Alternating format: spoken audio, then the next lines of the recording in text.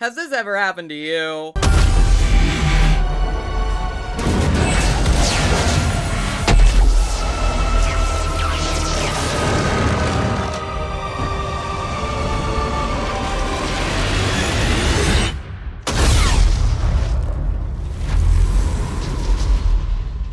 Hi! Yes, it's me, doing yet another video about Dragon Age lore that I can't let go of. Shock. So a lot of people in my video on Cullen Rutherford pointed out that mages being dangerous in the world of Dragon Age isn't exactly a hypothetical. Even if you discount the dangers of demons, mages often first express their magic by doing things like setting people on fire. What if oppression is justified is an issue Dragon Age and fantasy stories in general tend to run up against. In a genre where race is such a defining factor, you are going to find a lot of authors and creators trying to narratively justify why a certain race might be looked down upon. Whether that is as simple as the pure, "they are evil" from classic sources such as Tolkien, to the modern day, "they once did something bad" that you would find in a movie like Bright. Fairy lives don't matter today. But in reality, there is no logical justification for racism. It is illogical by default, and often manufactured. For instance, during the transatlantic slave trade, white people often use the idea of race as a means to justify their new kind of slavery. That is why there is a clear distinction between slavery in the US and slavery in, say, Rome, where often slaves were prisoners of war instead of they are slaves because they are lesser. So the modern racism you find today is a byproduct of these incorrect and illogical justifications. It's an emotionally biased thing with zero basis on fact or on anything black people actually did or are. But in a narrative, you expect a different sort of cause and effect. So the fallacy often white creators fall into is giving a reason for oppression. And in Dragon Age, one of those reasonably oppressed classes is the mages. So not only are the mages dangerous, susceptible to demons, but oh my god, what about Tevinter, the blood mages, the slavers, the one country where mages rule as a class stratified hellscape. So of course we have to lock the rest of them up. In cases like this, it's very easy to fall for these justifications. But we have to remember that there is no cause for oppression. I'm going to say that again, actually. There is no cause ever for oppression. Specifically in Dragon Age, mages are born, not made. All of these different things can also be tied back to the Dalish, and especially their current status as elves were slavers too. But today we're going to focus on Anders and the mages. Mostly because today when I'm filming this is October 6th, 2024, and Dragon Age Veilguard comes out on Halloween this year. And it's going to have a lot to do with the Dalish, so I'm not going to touch that with a 10-foot pole until I've played the game. Whereas Anders and the mages story is more concluded. The problem with Dragon Age is that all of the oppressed classes are rooted in one thing: whether or not they deserve to be oppressed. And who is more of an example of that justification than Anders?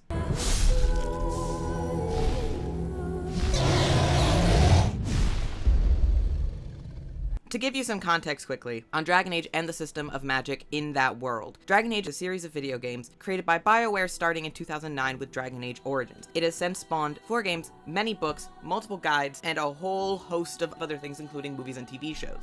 If you are watching this video, I am going to make the assumption that you have a vague knowledge of Dragon Age already. I don't know why else you would click on this video, in all honesty. My point being, I am going to make the assumption that you have played the game, read a book, and or just heard about it in passing. I will explain the bits that are important to what we are talking about at the moment, but if you are looking for a larger context on Dragon Age and a larger explanation, I have actually already talked about that in my Cullen video from 2022, which you are welcome to go take a look at. In fact, I encourage it. Go, do that, come back, and we will talk again. Sound like a plan?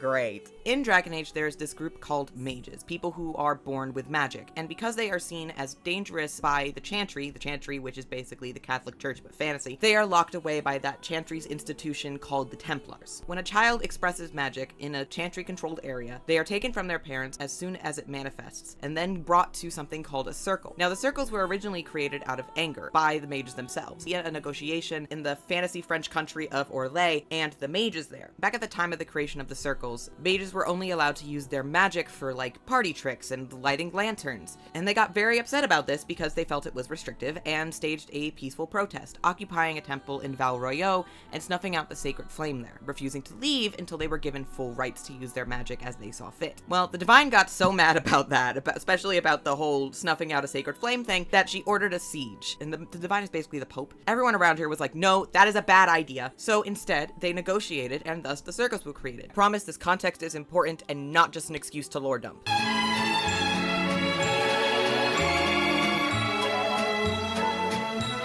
It is important to note that this account is written by a chantry sister. How we got from this, a places for mages to be protected and study, to the modern day circle is, well, a couple hundred years of propaganda and institutionalized fear. The modern circles range from gilded cage-like schools to prisons. Each one is a little different, but the main rules are the same. Barring extenuating circumstances such as research, warding conscription, war, court appearances, or privilege, being Orlesian nobility, or being one of the quote-unquote free mages who we only ever hear about in legend, mages are not allowed to leave, get married, or have any children. If they do have children, because you can't stop everyone from having sex all the time, those children are taken by the chantry and raised as orphans. Mages in the circles are often subjugated to various indignities. Basically, when you manifest your magic, your rights as a citizen of the kingdom you are from are stripped from you. You can imagine how this would create a system rife with abuses. Templars watch every moment of your life. This is the only option a mage is given. So if you've lived under these circumstances and you happen to chafe under confinement, what do you become? Some mages turn to God, and some turn out like Anders. You made a poor choice with this one, Commander.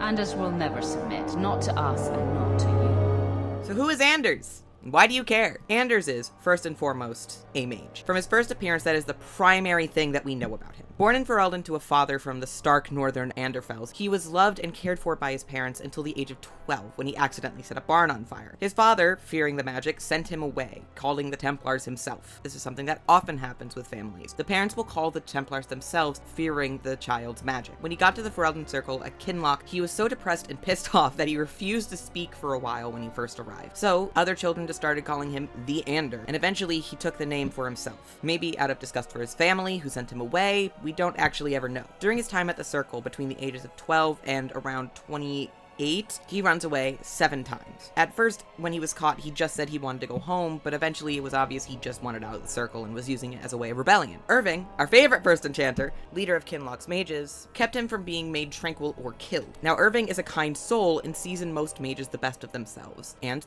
Anders was charming. But I apparently am worth the trouble. Considering I'm usually a lot of trouble, I should be grateful.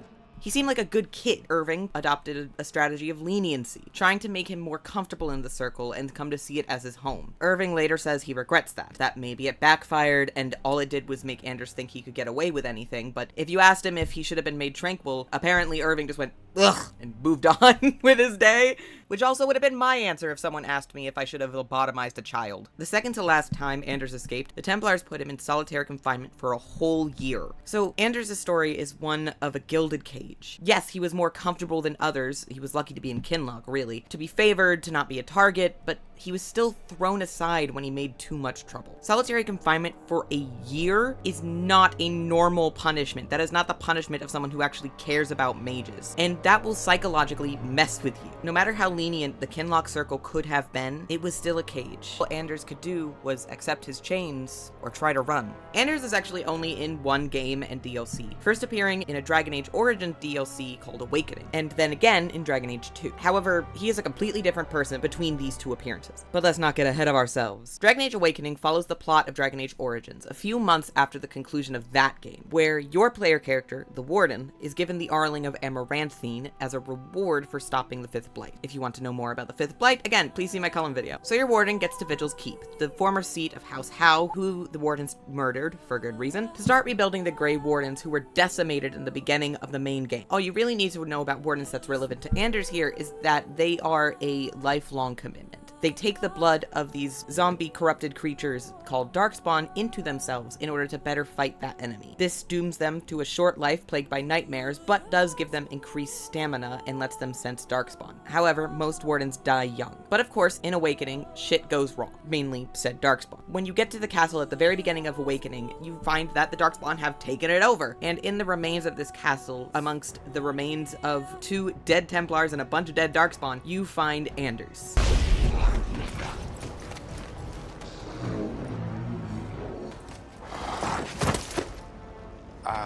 I didn't do it.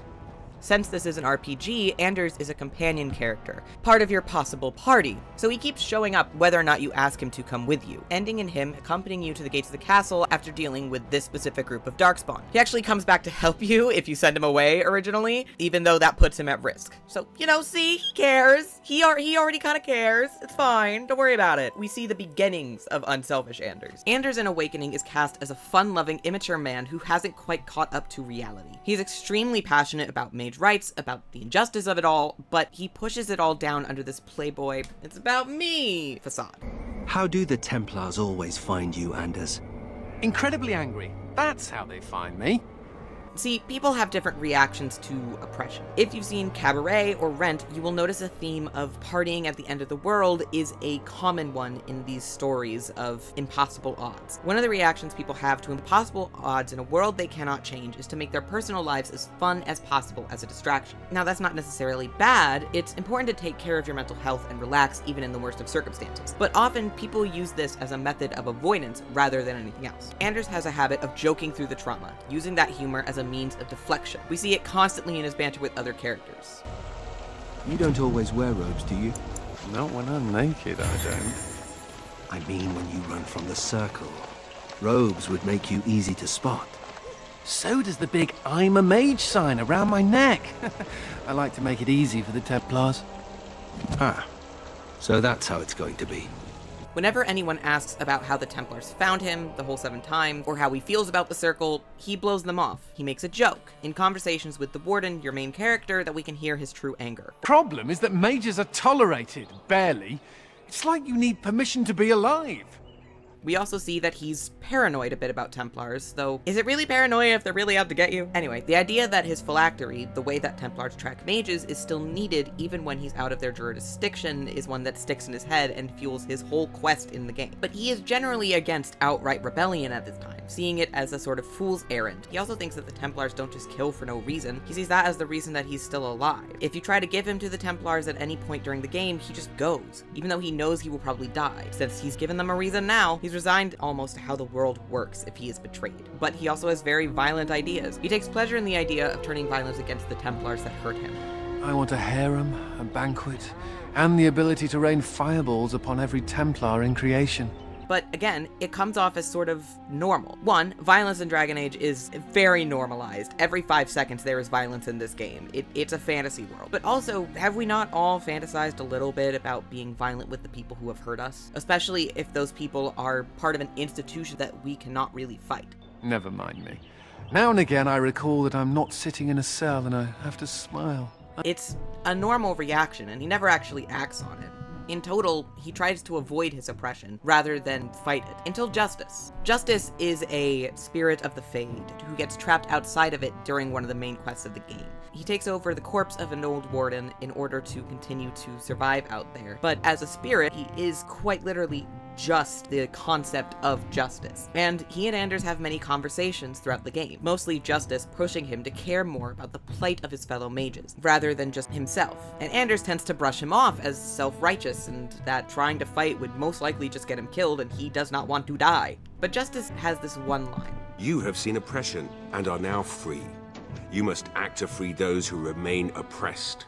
Later, Anders will call this the moment that everything changed. He couldn't stop thinking about it, and it will influence his decisions for the rest of the time that we will know him. So, Awakening ends without us ever touching more upon this idea, but in World of Thedas Volume 2, we learn that after the events of Awakening, Anders and Justice, along with some other wardens, were sent on an assignment, and promptly disappeared. The wardens who went after them found nothing but a burnt clearing filled with the torn up wardens that they had sent, except for Justice and Anders, who were not among the dead. It is implied that there is where they merged. Justice's corpse was coming apart throughout the game, and Anders allowed Justice to possess him as a willing host. But it is unclear if Anders murdered the wardens, or if it is just like the Templars from before.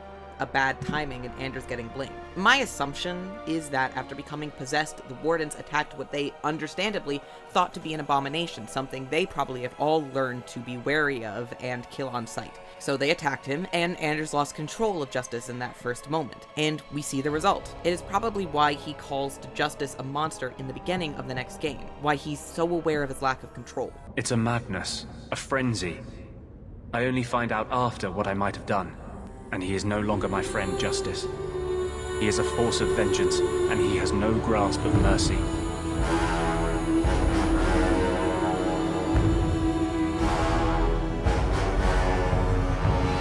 In Dragon Age 2, we see Anders appear as the Warden contact for our new main character, Hawk. The first time we see him, he's using his healing magic in a rundown clinic in Darktown, this shady slum in the bottom of the city of Kirkwall, the main location of the game. Immediately, this is a noticeable change in Anders, just by this being his profession. In Amaranthine, he was concerned with the mage's plight, but ultimately selfish. Anders was not the self-sacrificial type. Now he's running a pro bono clinic for refugees in the worst city on the planet for mages.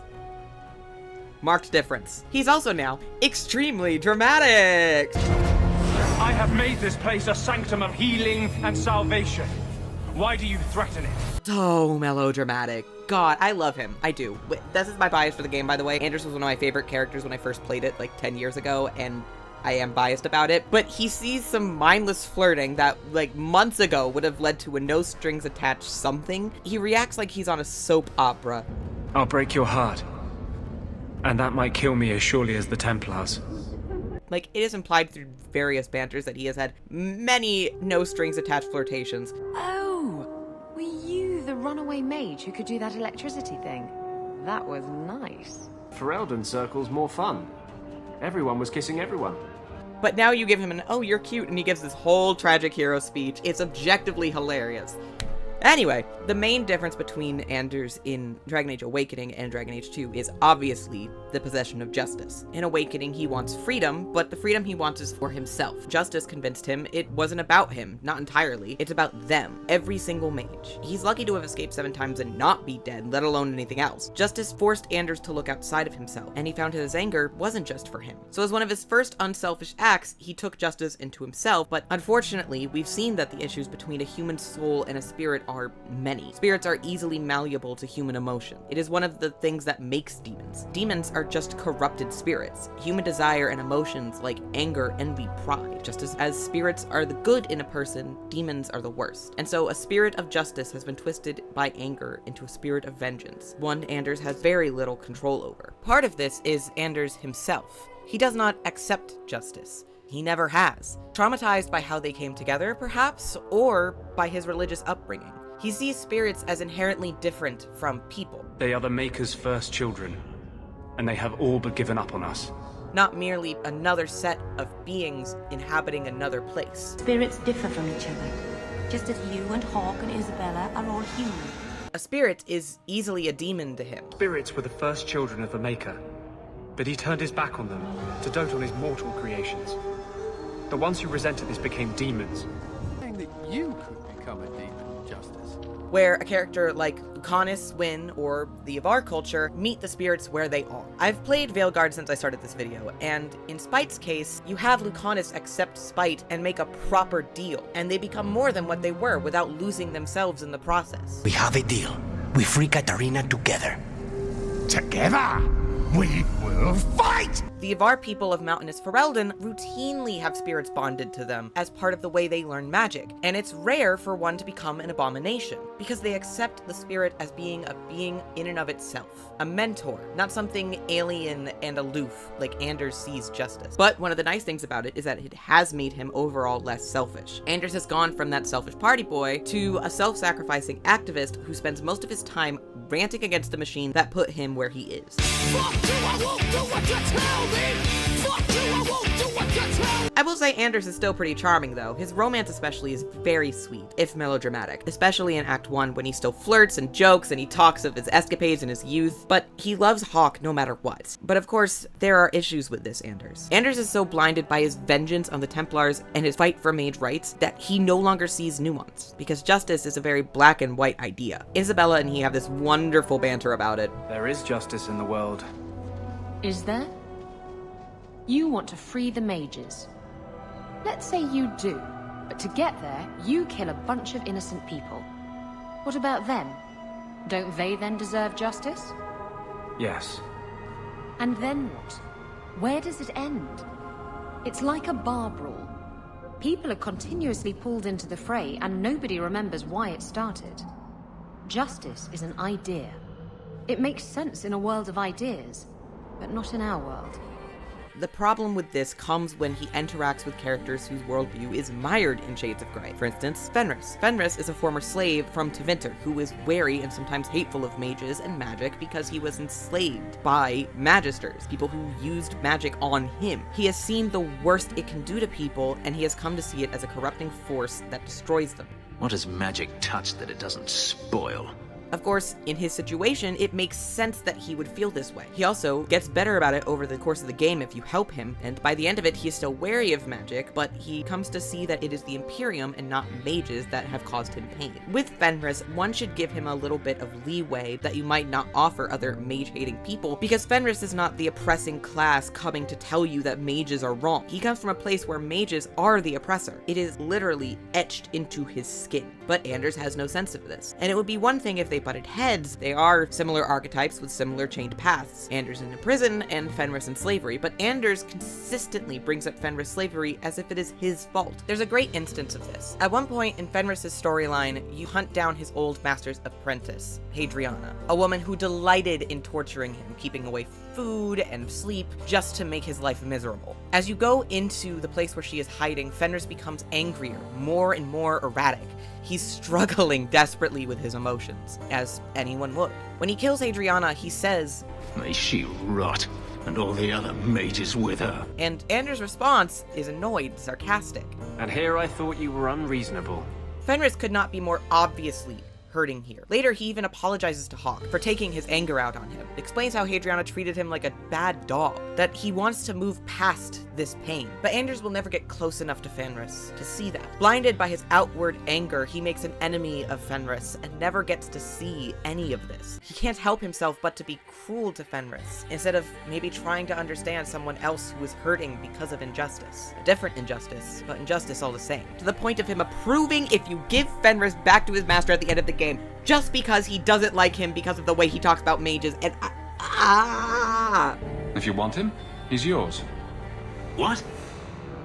I thought I was the only one thinking that.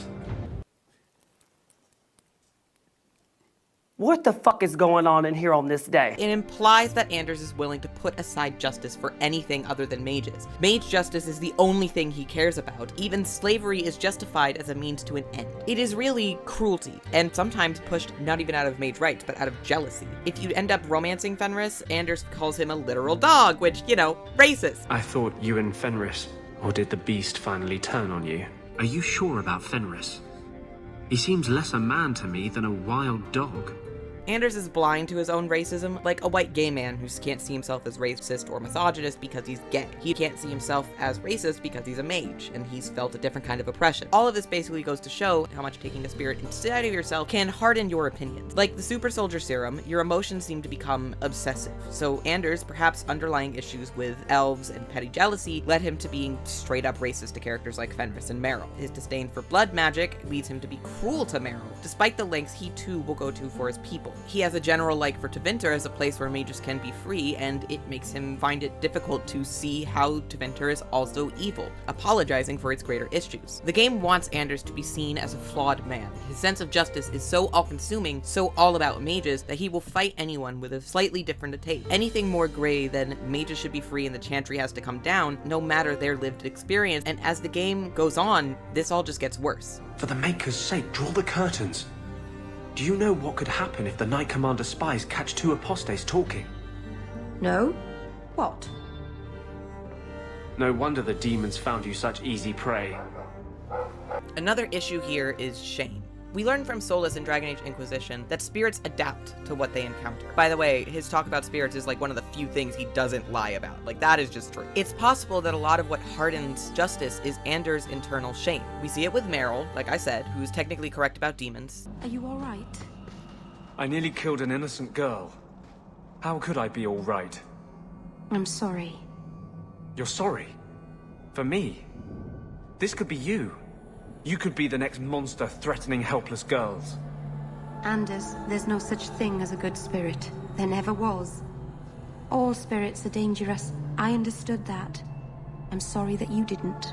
Demons being spirits who have been corrupted, she is cautious with hers. Interestingly, she will do anything, even blood magic, to help her people, just as Anders would. Is her use of blood magic any less morally correct than Anders' use of terroristic violence? But it's further than that. It's personal. Anders' sense of justice is unselfish, to the point of self-destruction. For instance, he takes part in the casual slut-shaming that all the characters do to Isabella, despite the fact that he has a history of casual acquaintances himself. Did you decide you wish something more than a quick tumble with Isabella? She will break your heart.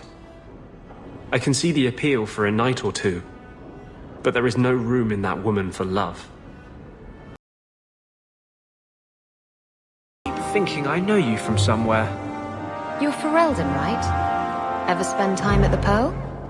That's it? Girl that... Maybe I'm closer to the dream than I imagined. Ferelden circle's more fun.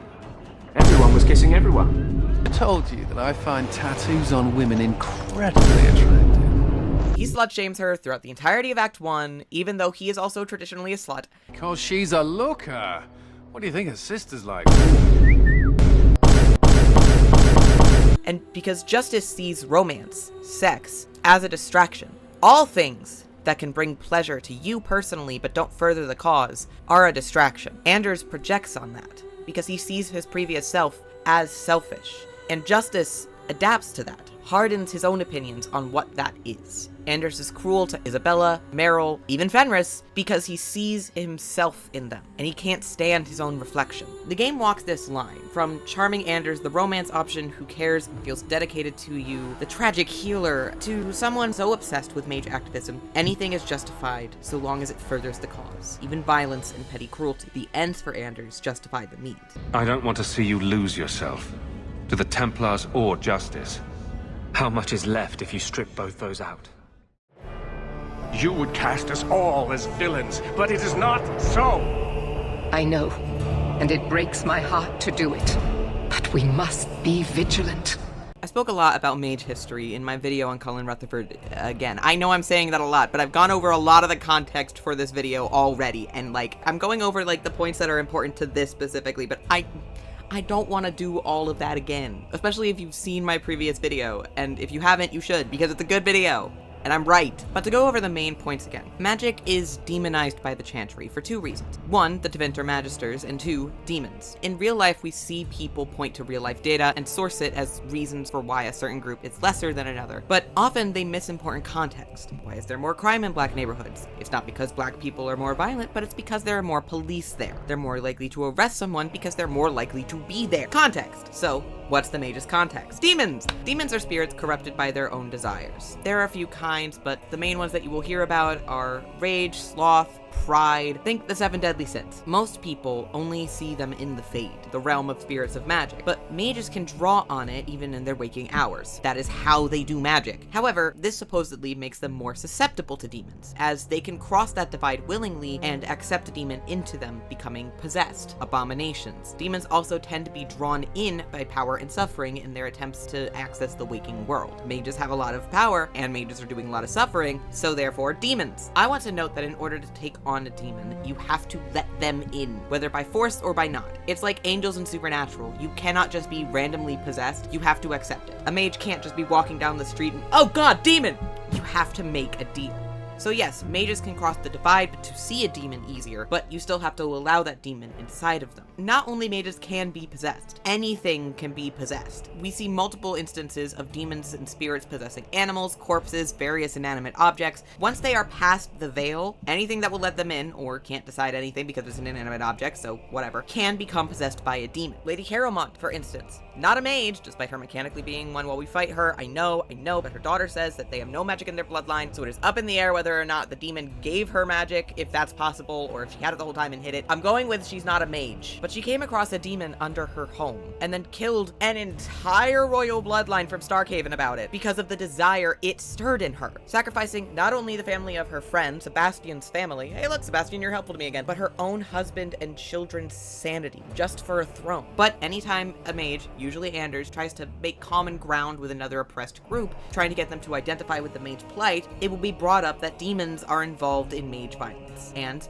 Yes, they are. Demons are dangerous, and they can kill at alarming rates, hence why so many people believe demons to be a good justification for the Circle. Without the guidance of the Holy Chantry, a mage may foolishly dabble in the dark arts, blood magic, or demon suffering, thus becoming Maleficarum. It's important to point out that a lot of times mages turn to becoming an abomination because they are desperate or forced into contact with the demon. For instance, the harrowing, a test given between 17 and 19 to all mages of the Circle, forcing them into contact with a demon to see if they can resist. And as for spirit possession, which is why spirit healers are more watched by the Chantry than anyone else because they come into contact with a lot of spirits, spirits also have been shown to come and go from people once accepted inside. See Grand Enchanter Fiona, Wynne, and the entirety of the Avar. But because of the danger of demons, mages aren't given the chance to act upon the opportunity. All mages not under Circle control are considered apostates who may become Maleficarum and abominations and therefore must be dealt with, usually, if they're not a literal child, by killing them. Another part of the demon thing here is blood magic. So blood magic is very powerful, using your own health, your own blood, or blood of others to fuel your power. In Chantry lore, blood magic can only be learned by making a deal with a demon, but that is not necessarily true. You could technically learn blood magic from anybody who knows blood magic. In fact, Anders himself recognizes that sometimes you can cut yourself and accidentally realize the power. When you first did blood magic,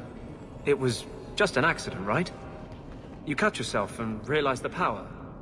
You didn't actually deal with a demon. It won't give you technique, but it will show you that you can use it. The problem is that in Southern Thedas especially, the only people willing to teach blood magic are demons. But Hawk themselves can learn blood magic, supposedly without the aid of a demon, so...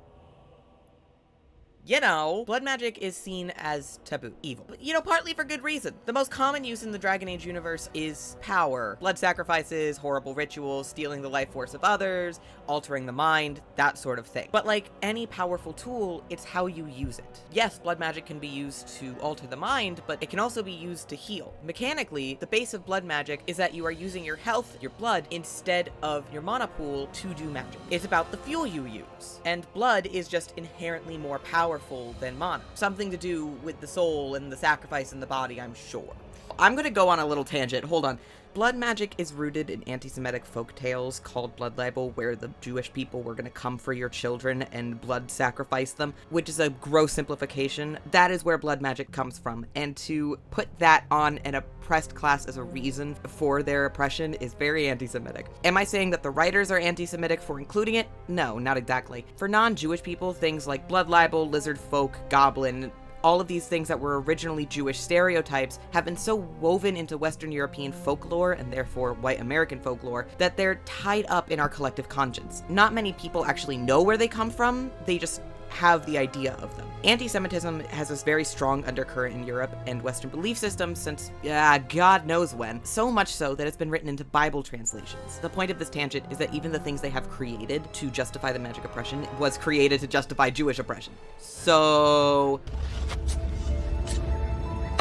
I'm tired of this, Grandpa! That's too damn bad! So you can use it to do anything. Meryl uses it to get rid of a barrier early in the game. Hawk can use it to cast healing spells or ice spells or fire spells, anything he really wants. It just happens that blood magic is usually used in the worst ways. Because it's taboo, people only use it for taboo things. It's kind of the way that a gun can be used for horrible, horrible acts, but it can also be used for hunting or self-defense or sport. It requires regulation to stop the worst people from doing the worst possible things, yes, but vilification and criminalization only makes it more alluring, giving the demons who are willing to hand it out even more power, and giving those who use it more justification to use it wrong. Speaking of mages using blood magic wrong...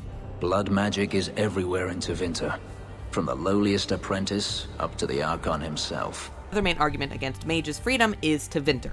The history of Tevinter and its use as a justification to lock up mages is one that combines history and religion. The Chantry uses something called the Chant of Light, its Bible, as a historical document, but it should be known that only some of it is. Like the actual Bible, it is a combination of theology, history, and the adoption of many pagan practices, especially anything in the chant that comes before the time of their Jesus, Andraste. Those histories are often from varying and contradicting sources. In World of Thedas Volume 2, we hear that the Tevinter mages in ancient times were lured to the false old gods, who were actually demons, to turn their back on a silent but benevolent maker. Then they used that magical power to take over the rest of the world and enslave its people. And then Andraste died for our sins, amen. But crucially, the Chant of Silence claims that Magisters created the Blight from Dragon Age Origins by being seduced by demonic old gods to attack the Maker in his high city in the Fade. Now, this whole part of the chant is not Chantry canon anymore, and by the time of the games, hasn't been Chantry canon for about 200 years. But it is still used in the minds of many to justify why mages are not to be trusted. But when the mages from the Tevinter Imperium found a way into the city, it was tainted with their sin.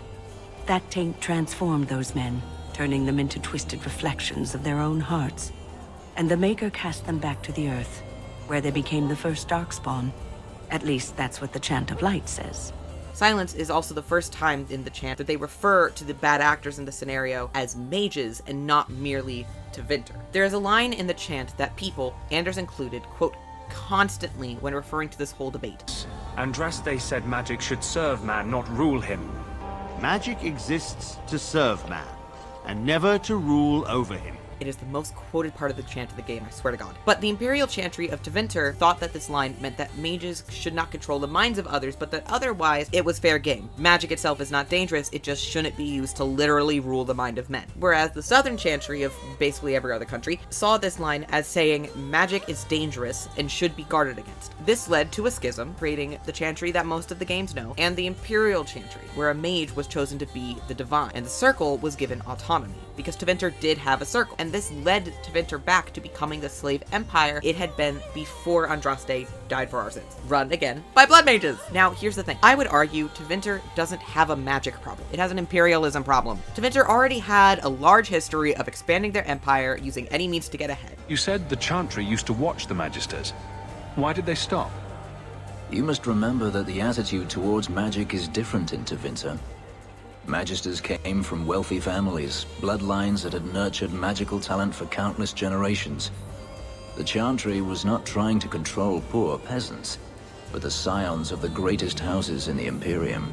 It is a culture where advancement of your own ambition is worth almost any cost, including the use of magic to do horrible things. Fenris notes in a conversation with Anders that the only mages in Tevinter who do not do blood magic are those who complain about their lack of power. And Dorian from Inquisition talks of blood magic as an ambitious evil in his home, but thinks of slavery as fine because he grew up the son of a magister. You put together all of this and you find that Tevinter has a culture problem. It is not about the fact that they are mages, it is about the fact that they are an empire. They just happen to be mages. In many ways, Orlais' history is just as bad as Tevinter's. They are a class-stratified society where the top pushes down the bottom, where anyone will do anything they can to get ahead. It's just a little more subtle. They do it with politics instead of magic. But they too have an empire problem. They have killed the same amount of people and taken over the same amount of land. I will give them that they don't do slavery. They have an oppressed class of elves instead of a slave class. But I would point out that they are the ones who did the exalted marches against the Dales, the one time in the last 2,000 years of history that the elves had their own country to themselves. Orlais merely gets a better rap because they aren't demonized by the chant, almost like they're the ones who canonized it. Again, we bring back religion here. The schism has as much to do with the optics of Tevinter as anything else. This is all politics. My main point is that mages get a bad reputation because of the actions of the few. Yes, magic is dangerous. No one is arguing that. But this is a world where almost anyone can get crazy powers. The mechanics of the very game are telling us that non-mages can still do absolutely insane, dangerous things. Mages are just an outgroup, a scapegoat, someone to blame when things go poorly and make people feel safer by blaming them. This medieval world doesn't have a magic problem, it has an empire problem, just like the medieval world in real life. Kirkwall, the city of chains. Now, it's a free city, but I use the word loosely. Okay, so that's why mages are oppressed, but how did we get to the whole blowing up the Chantry thing from there? But Dragon Age 2 is divided up into 3 acts, each 3 years apart, consisting of 7 years total. The break between acts are long enough that huge changes take place, and you can really see that in the companions' behaviors. For Anders specifically, we first see him right out of Amaranthine. He's only been in Kirkwall for maybe a couple of months, and he's still pretty much like the Anders from Awakening, just with some melodrama and violent spirit possession added in. So, a human, an elf, and a dwarf walk into a bar. The human says, "You're lucky you're so short. That hurt like mad." You could have just stopped me, Blondie. Why waste a perfectly good setup? Ha ha ha! Classic comedy. He has this friend, Carl, an ex-lover who was transferred to Kirkwall years before this. They've been exchanging letters through a maidservant, but now Carl was ready to basically be rescued. See, Kirkwall is under the control of Knight Commander Meredith. She is fanatical, and as the game goes on, she only gets more so. Under her rule, she pushes the idea that mages in general are evil, and that they cannot be treated with leniency, despite her insistence that she does feel for the mages. Her sister was a mage, but a mage who became possessed, and it pushed her to ensure that that doesn't happen again. She sees control as the answer to the mage problem. Carl, when his letters are found, is made tranquil, as many have been for even minor infractions. And this is the first time we see Anders lose control of justice, something that continues to happen over the course of the game. A few factors go into Anders' slow descent into violence over the course of the game. Kirkwall has a long history of issues. They've basically been under some kind of oppressive tyrant its entire existence. The whole concept of freedom is new to Kirkwall. First, you have the Tevinter Empire, who built the city itself and ruled it until a slave revolt in 25 Ancient, and then the Qunari, one of the few places that was actually ever under Qunari rule in mainland Thedas, who showed up in 756 Storm, 700 years after the slave revolt, then Orlais, and finally Meredith, who, by the way, came to power after defeating the previous Viscount at the Chantry's behest because of his long-standing family's issues of corruption and intimidation.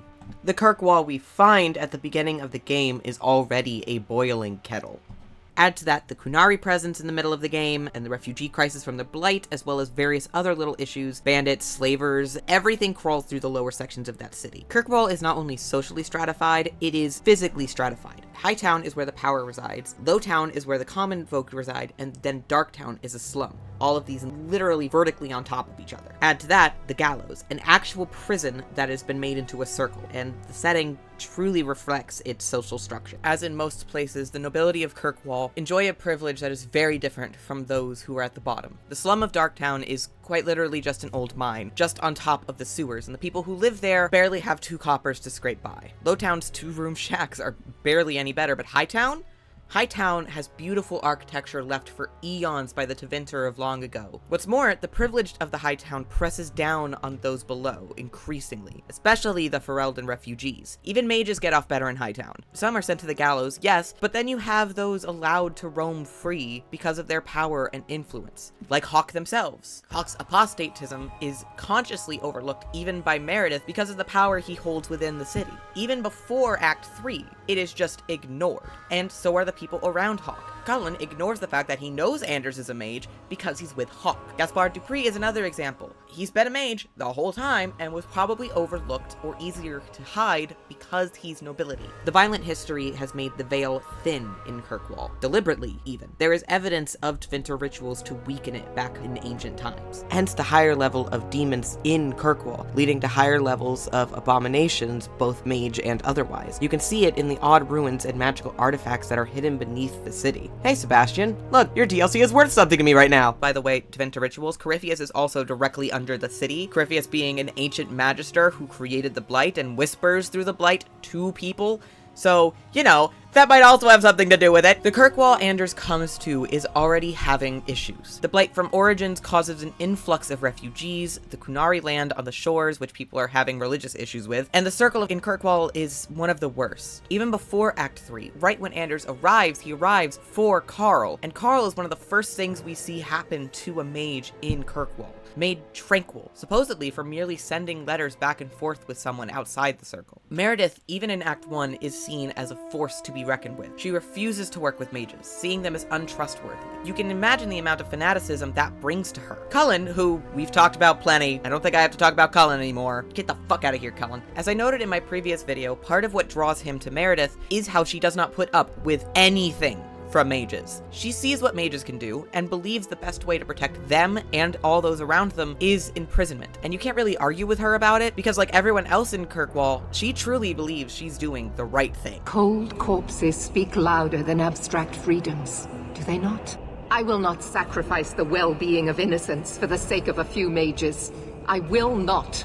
Anders' second companion quest in the game is called Descent. In it, Anders reveals he's been working with a secret mage underground and has found an issue, a tranquil solution, planned by a sadistic Templar named Sir Ulrich. It's Its name is an obvious allusion to the final solution, so that's the sort of thing we're dealing with here. We find Ulrich, we kill him, there's more to that, but we'll talk about that later, and get his papers. Turns out, Meredith and the Divine rejected the Tranquil solution when he brought it to them, but here's the issue with that. Ulrich was still allowed to make mages tranquil. If Meredith knew he was still working on it, she turned a blind eye. He made mages tranquil who passed their harrowing, which is against Chantry law. For instance, Carl, or one of the ones that breaks my heart is if you go to the circle in Act 2 before you do Descent, there's a mage woman and a mage man who are, well, fighting is a bad word for it. The mage man is like, I love you, where have you been? And she's been made tranquil. Obviously, her voice is monotone and she says, I am Sir Ulrich now. He's the only one who can command me. Because by the way, one of the things that Sir Ulrich is doing is sexually abusing the Tranquil mages because of fucking course he is. Of fucking course he is. We can't have shit in this fucking universe. And everyone turns a blind eye to it, by the way. People just turn a blind eye to the sexual abuse in the circle. Like, it's only ever brought up as something that happens, but no one does anything about. What the fuck?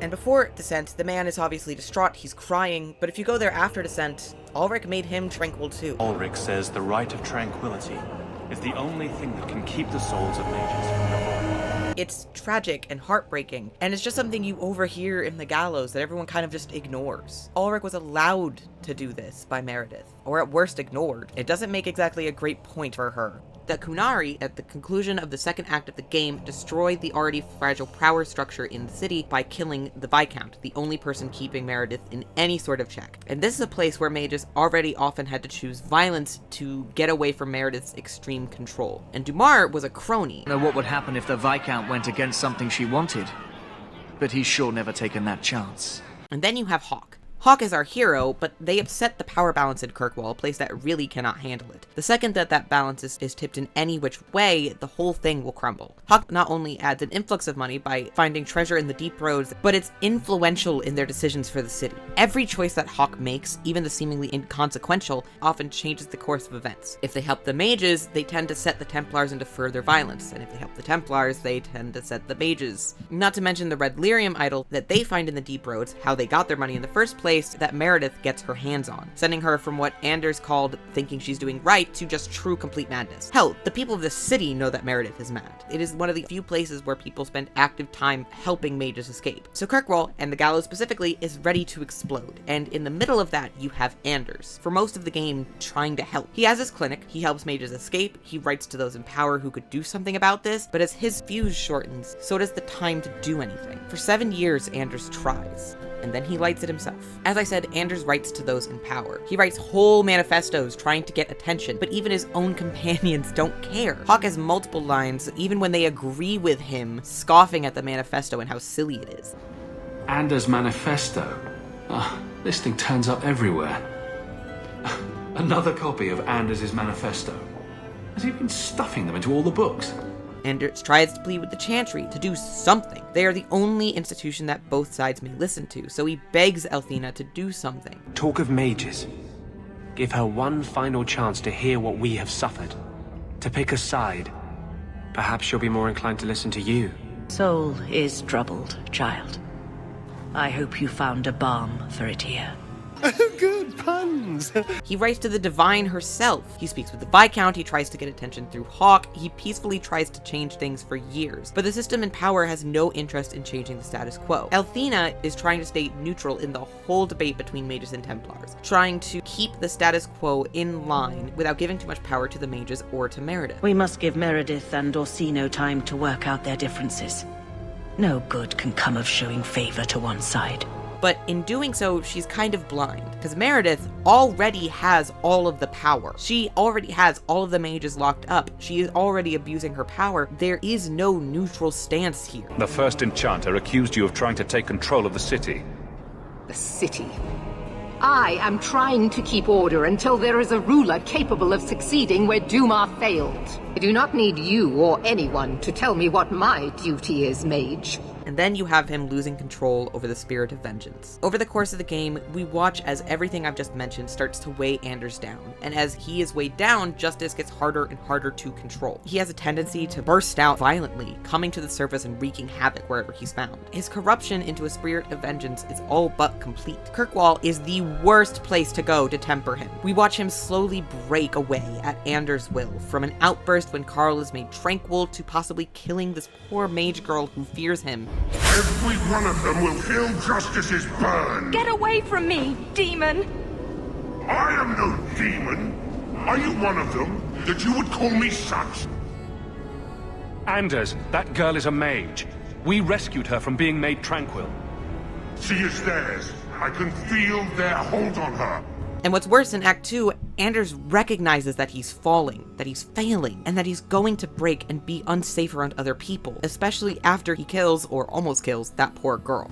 You were the only thing that kept me from murdering an innocent girl. It's all gone wrong. Justice and I, we're just a monster. Same as any abomination.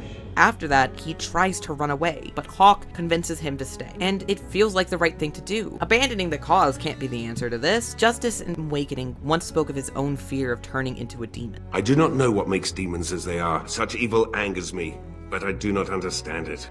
Well, I hope you never come to understand. I as well, Mage. More than you could possibly know.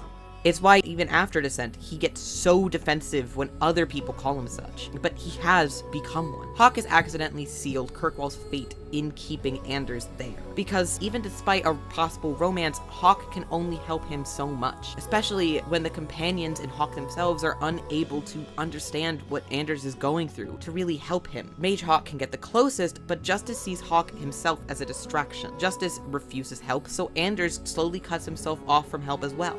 Leave! This does not concern you! This is Anders' decision, not yours! I am Anders!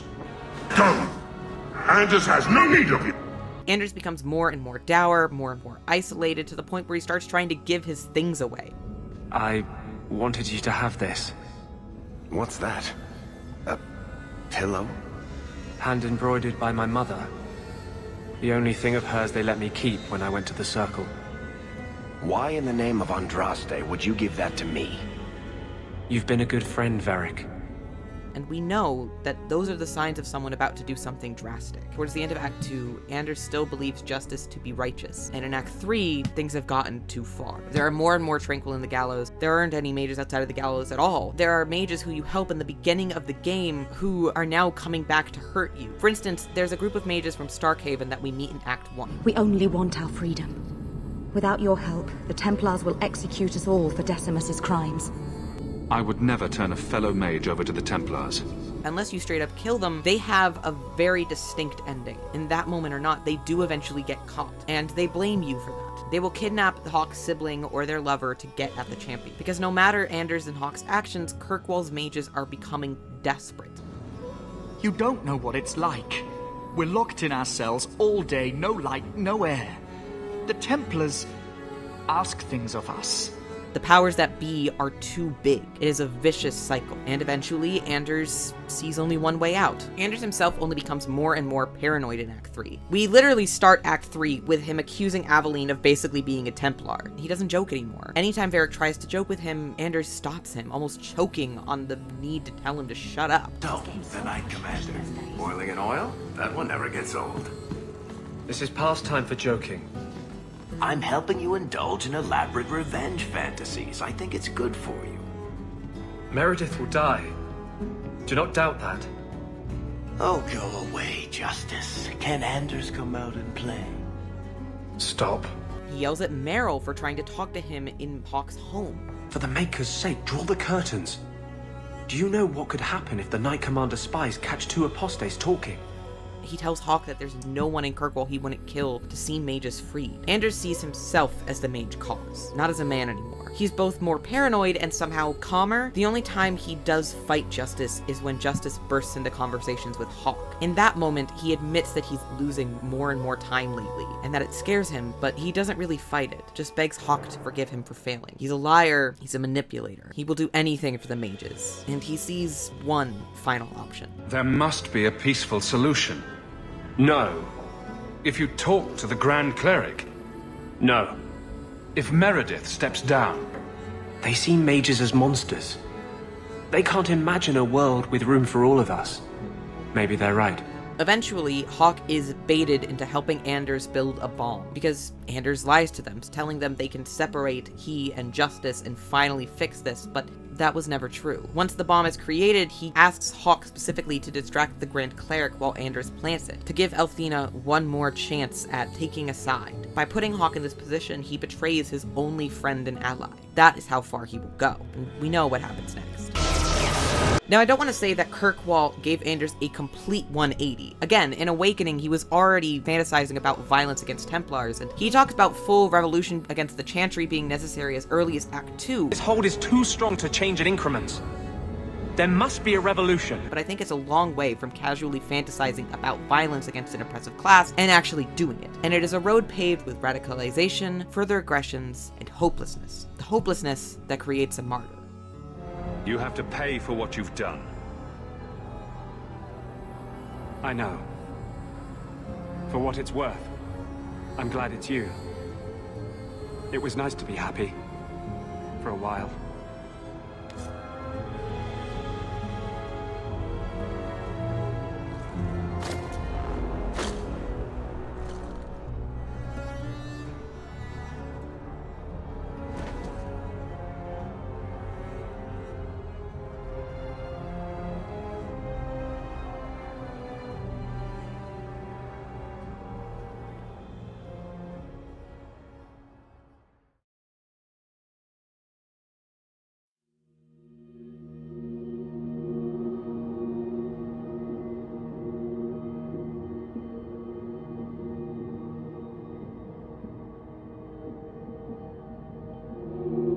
So Kirkwall is thrown into chaos. Meredith immediately invokes the right of annulment, signing the death warrant of every single Circle Mage, despite the fact that the Circle had nothing to do with what Anders did. Anders, through all of this, is quiet. His part to play is over. He expects to die. Wants to die, wants to become that martyr. He will stick around and help the mages if you don't kill him. The only way he doesn't is if you tell him to leave and you are already helping the mages, at which point he believes Hawk has it in best hand and disappears. He does not abandon the mages there. In fact, if Hawk sides with the Templars, he will try to kill you himself, because at this point, Hawk can decide whether or not they want to support the mages or the Templars during this battle. The morally correct choice is to side with the mages, but if you side with the Templars and you don't kill Anders first, Anders will try to kill you himself, even if you've romanced him.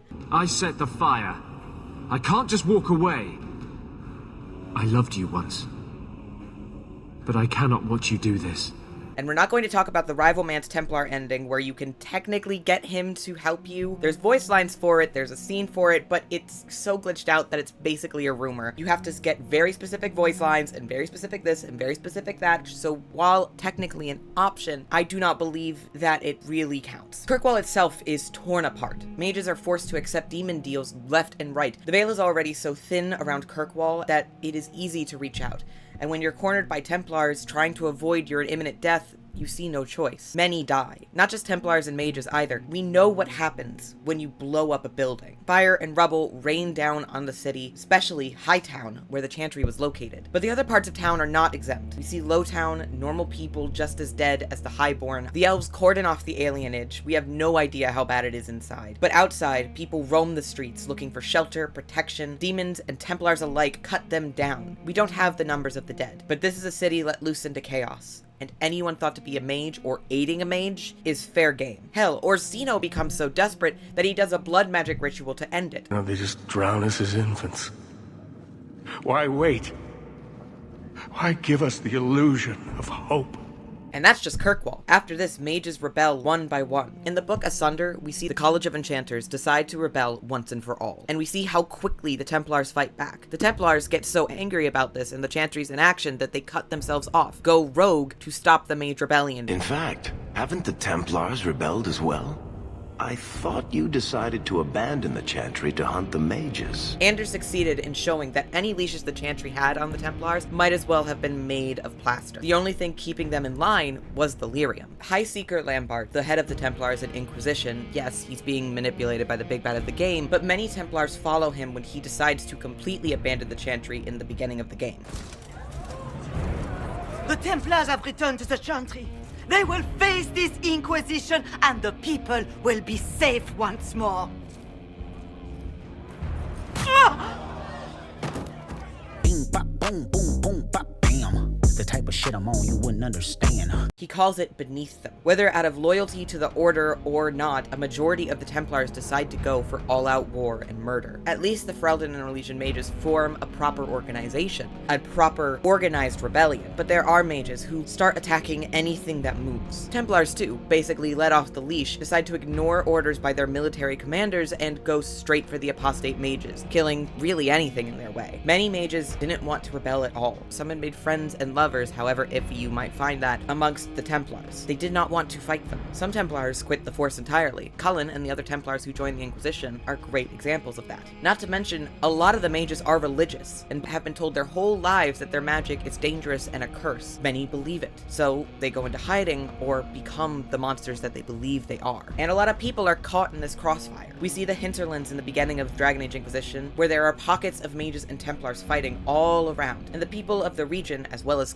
countless others, are suffering because of it. They're being killed, looted, displaced by this war. The war that Anders started that day created a mass refugee crisis, as all war does. And the mages are losing. They have numbers and power, but the Templars are a military force, trained specifically to keep mages locked away. The Conclave attempts to establish peace, but even before that, the Chantry is losing ground amongst their own, which is what leads to the Inquisition's founding to begin with. The Templars are organized and have technically trained for this. Maybe not on this scale, but they have a distinct advantage in also having the people's hearts due to countless years of propaganda. The Templars are feared now. Do not get me wrong, a lot of people in the hinterland see the Templars almost as bad as the mages during the war, but mages are the ones targeted with the most ire. That bias doesn't go away with the circles. People blame both sides when pressed, they blame war, but the way that they talk shows who they fear. There are mages here who can heal your wounds. Lie still. Don't touch me, Mother.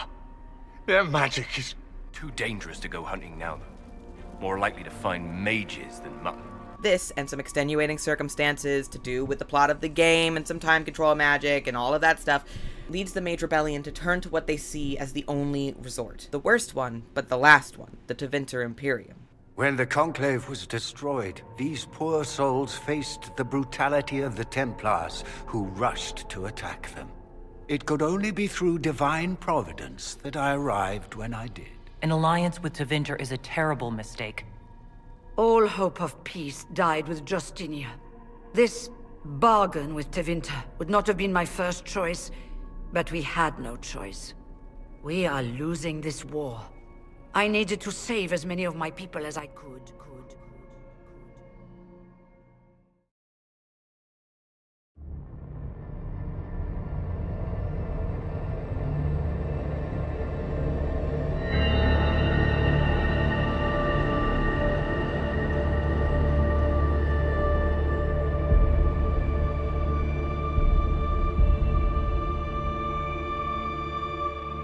So, can there be peace? The short answer is no, not really. Especially not in Kirkwall. Perhaps Orlais, Ferelden, Navarra, but in Kirkwall? And in the places where perhaps a peaceful solution would have come, it would have come too late for many mages. The second Kirkwall fell, the others would follow. Mages' freedom is a necessary conclusion. No one should have to live as they do, chained up forever. Their freedom is in fact just, and the only way to attain that in their current climate was to fight for it. Even if Anders had not started it, the Mage Templar conflict was going to explode. Oppression never lasts forever. There is always a fight. And in Kirkwall specifically, well, we find out that she had already sent for the Rite of Annulment. She had taken a Red Lyrium idol. Orsino was tangled in blood mages. There was never going to be peace in Kirkwall. When you add to that Kirkwall's long history of violence and the social stratification of the city, something was going to explode. If it wasn't the mages in Kirkwall, it would have been the elves, or the Kunari could have ended it. We see many things try to end Kirkwall over the course of the game. It's only inevitable that someone was going to succeed. And if Anders had not blown up the Chantry, Meredith would have likely put all the mages to the sword anyway. There would have been resistance, and likely the mages would have rebelled. It was not Anders blowing up the Chantry that sparked their flame. It was Meredith's response. To know that even an act they didn't do could be their undoing, that is what caused the mages to rebel. If Meredith had called for Anders' arrest and execution, then maybe the situation could have been salvaged for a little longer, but that was never going to happen. No matter what Anders did, the rebellion would have happened. There was no stopping it. All Anders did was remove the Chantry's power in stopping it. Destroy the illusion that there was a neutral way. Either the mages are free or they aren't. In other countries, perhaps some compromise was possible. The College of Enchanters, like in Navarra, allowing mages to serve in the Chantry could have been a first step. We see it in Ferelden, where you can give the Circle its freedom at the end of Origins. But war was the most likely option here, no matter what, because the Chantry failed in Kirkwall. All Anders did was light the spark. It's unknown if the Conclave would have worked. If Justinia's peace talks at the beginning of Inquisition would have gotten somewhere. Corypheus destroyed that chance. But considering she felt she needed whole Inquisition to restore order, it seems unlikely. Unfortunately, the only way this was going to end was either there would be no mages, or there would be no Templars. There can be no peace.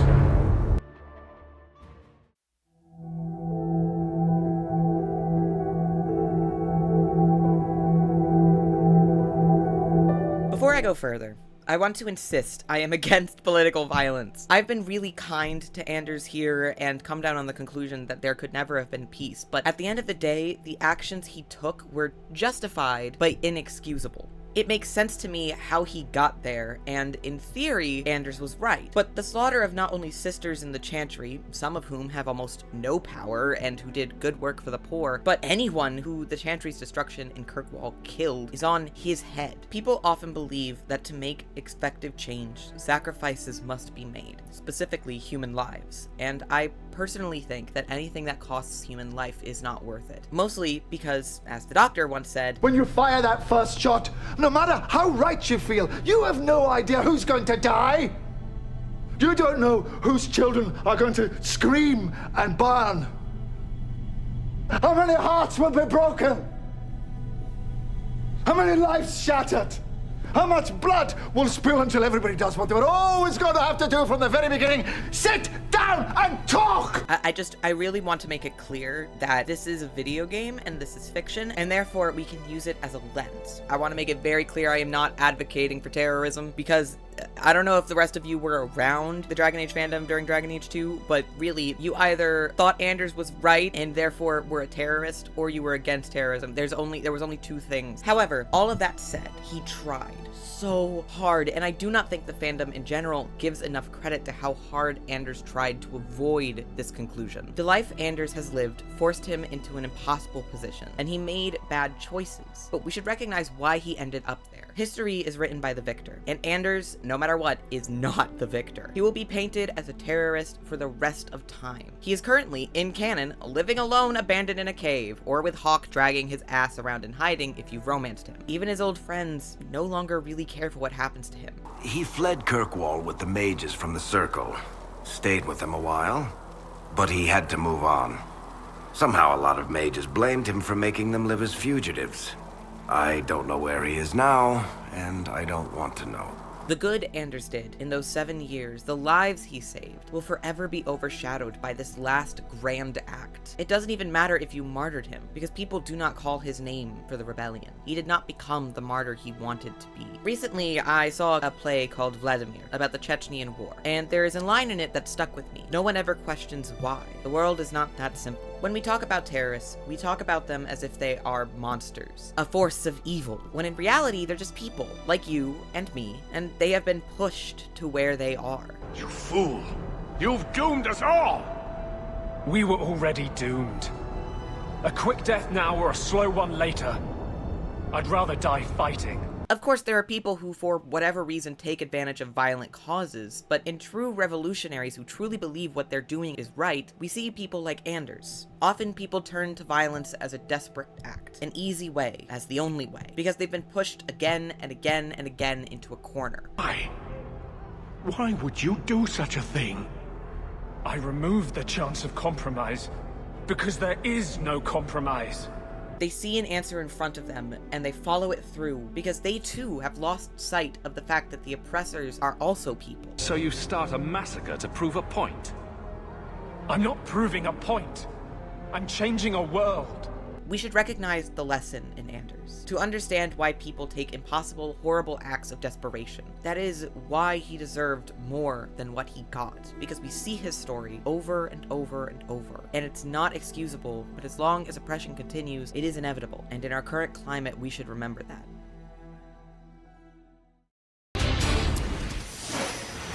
It is now official. CNN projects that Donald Trump has been elected president, defeating Vice President Kamala Harris and making a political comeback unlike any in modern American politics.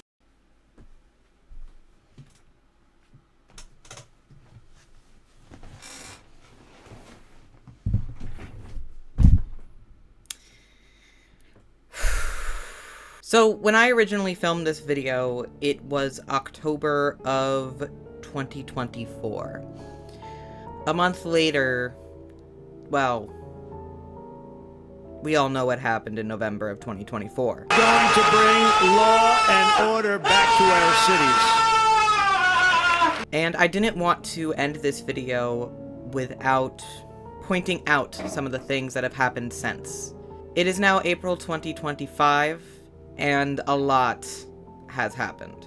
I want to reiterate, I still don't believe in political violence. However, there are going to be things that we believe morally that we are going to find ourselves hypocritical on. For instance, I am not exactly unhappy about a particular Italian and his particular actions, if he is guilty, which is not proven. John F. Kennedy once said that those who make peaceful revolution impossible will make violent revolution inevitable. And I just wanted to say, because of everything that has happened, I really think that it is best we understand where people like Anders come from now, before we make him inevitable in reality.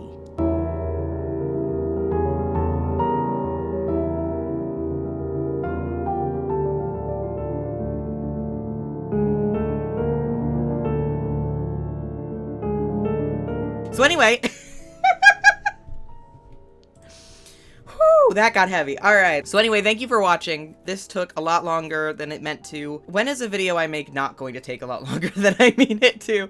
I feel like this happens every time. This is why I get out like a video a year. So what was supposed to be a quick video to get out because my Supernatural video is still taking me a very long time, ended up taking until April 2025 instead of the end of 24. So here we are. I wanted to give a huge shout out to my patrons, my patron, Nevekalink, who I am extremely grateful for. If you want to support this channel and help me get out more videos more often, as well as access to how I spend the money I do get every month, and blooper reels, and access to videos a week early. Check me out on Twitch. I stream Tuesdays and Thursdays. I'm actually about to stream now. So thank you again for watching. Keep an eye out for this huge project that I'm doing about Supernatural. It's taken 2 years at this point, going on 3, and I'm really hoping it turns out to be worth that much time. I will see you all hopefully by the end of the year. Bye everybody.